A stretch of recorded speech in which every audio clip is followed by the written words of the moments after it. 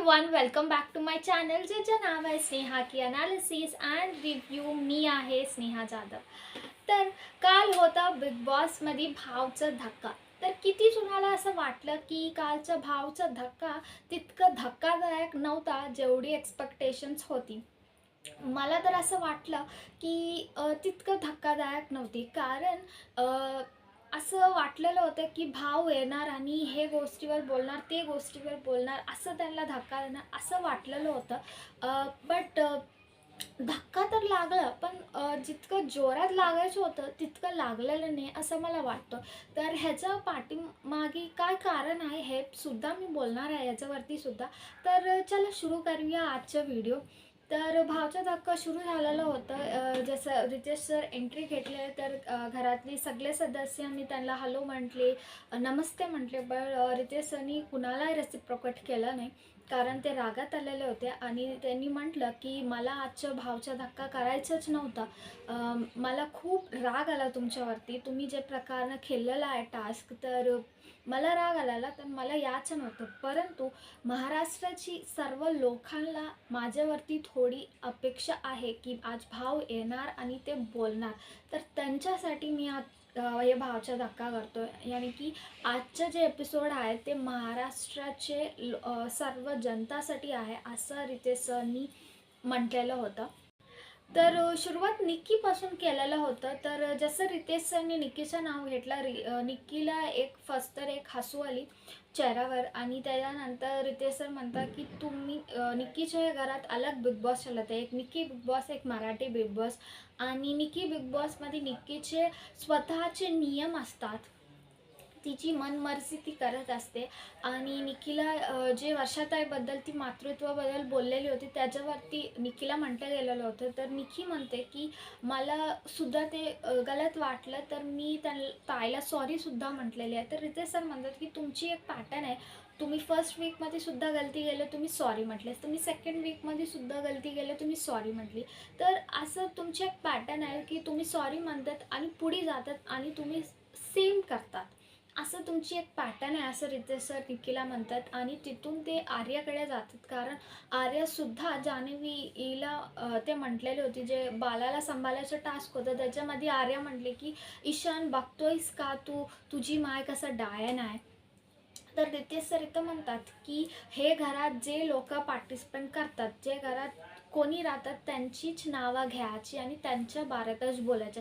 जे बाहेरचे लोक असतात त्यांच्यासाठी बोलायचं नाही.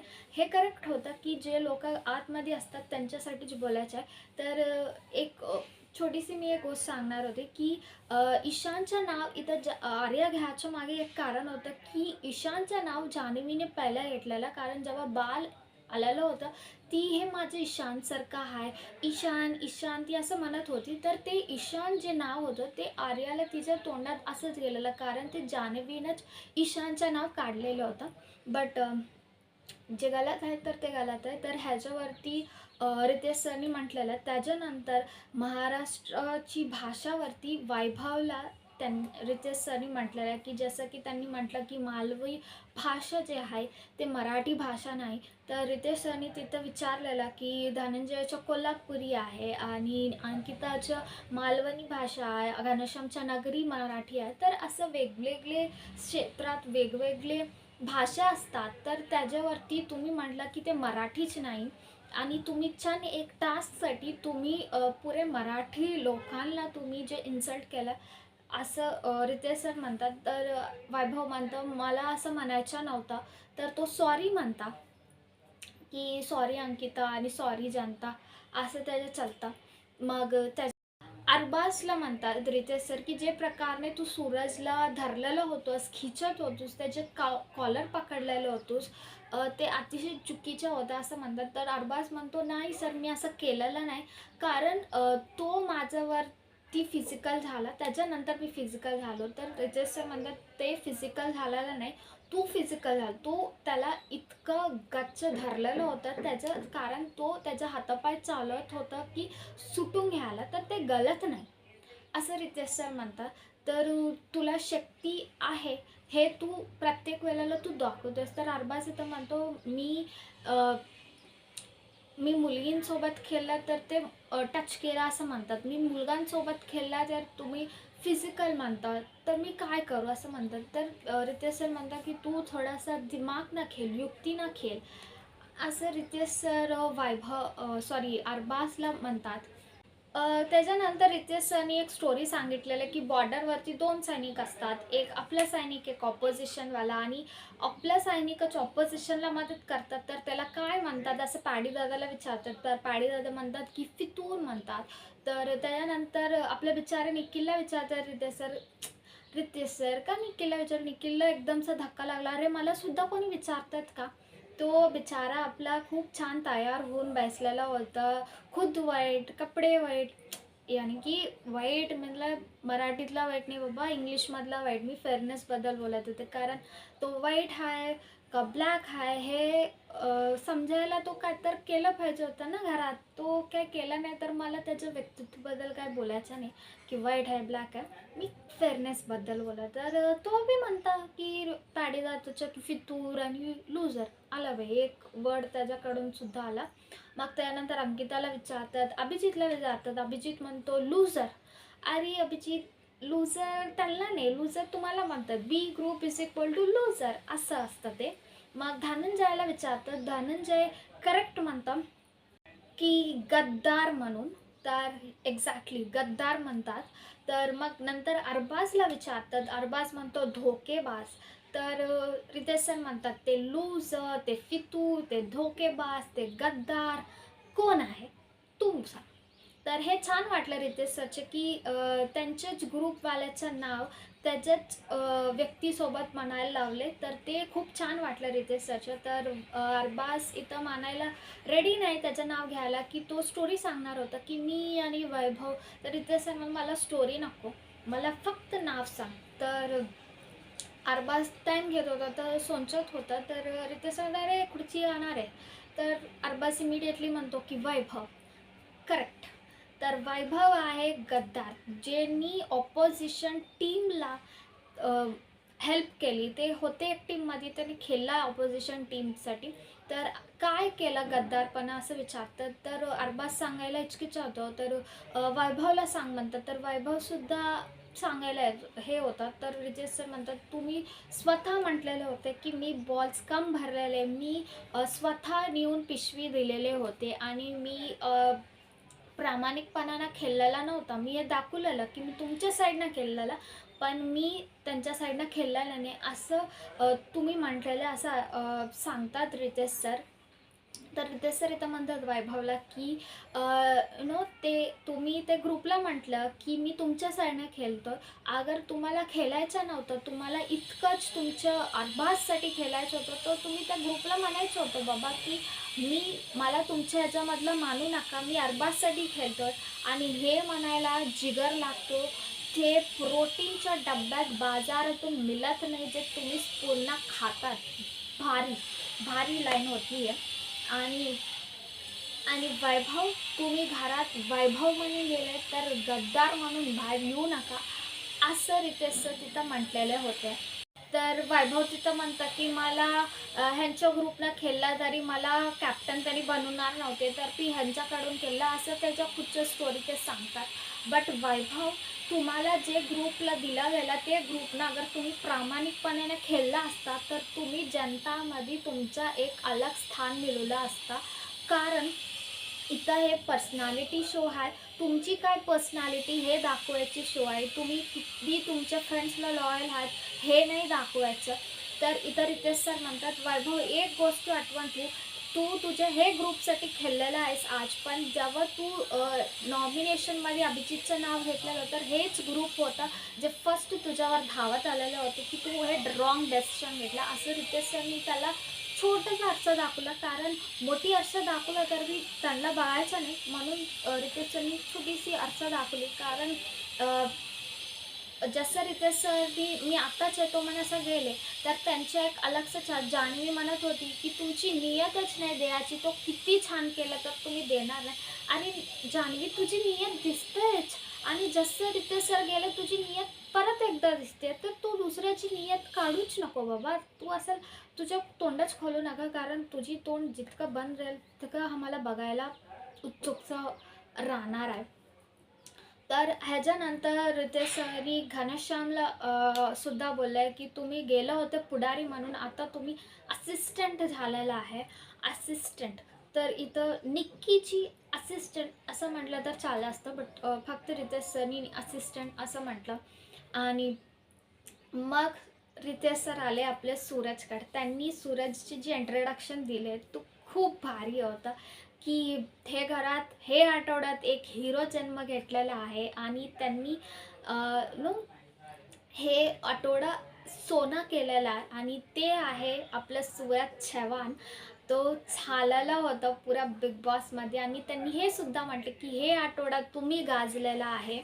तर भेड़िया झुंड में आती है और शेर अकेला आता है, और वो शेर है सूरज, जिसे देख के सारे घर वाले मतलब अक्का घर भेलेला होता. त्याच्यावरती हे निक्की म्हणती मी भिलेले नव्हते सूरजला बघून, हे आमची स्ट्रॅटेजी होती. तुमची स्ट्रॅटेजी कोणची थराची आहे हे सगळ्यांनी बघितलेलं आहे, अख्खा महाराष्ट्र बघितलेलं आहे की तुमची काय स्ट्रॅटेजी असता, तुम्ही कसा खेळतात. तर इथं कव्हरअप करायची काय गरज नव्हती. आणि हे सगळं होताना जे प्रकार जाने बसलेली होती की असं तिचे एक्सप्रेशन्स जे होते. मी ह्याच्याने पहिले सुद्धा एखादी व्हिडिओत मी म्हटलेली होती की हे बदलणारच नाही, हे लोक बदलणार आहेत ना, जे लातोंगे भूत बातों से नहीं मानते, हे ह्यांची कॅटेगरी आहे, तर ते मानणार नाही. आणि रितेश सरनी इथं हे सुद्धा म्हटलेलं की पॅडीला, धनंजय आणि अंकिताला की तुम्ही सूरजला समजवा, पण सूरजच्या खांद्यावर बंदूक ठेवून चालवायला नको, कारण तुम्ही जे प्रकारनं त्याला समजवायच्या ह्याच्यामध्ये त्याच्यावर ठेवून बंदूक चालवत आहेत. तर इथं अंकिता म्हणते सर आम्ही असं काय केलेलं नाही, कारण आम्ही त्याला समजवलं होतं आणि इतकंच आम्ही केलं. तर रितेश सर इथं म्हणतात की तुम्हाला निखिलला कॅप्टन बनवायचं होतं, तुम्ही त्याला जास्ती फ्रेंच फ्राईज दिला, तर तुम्ही सूरजला का म्हणत होता की तू लढ सूरज, तू लढ.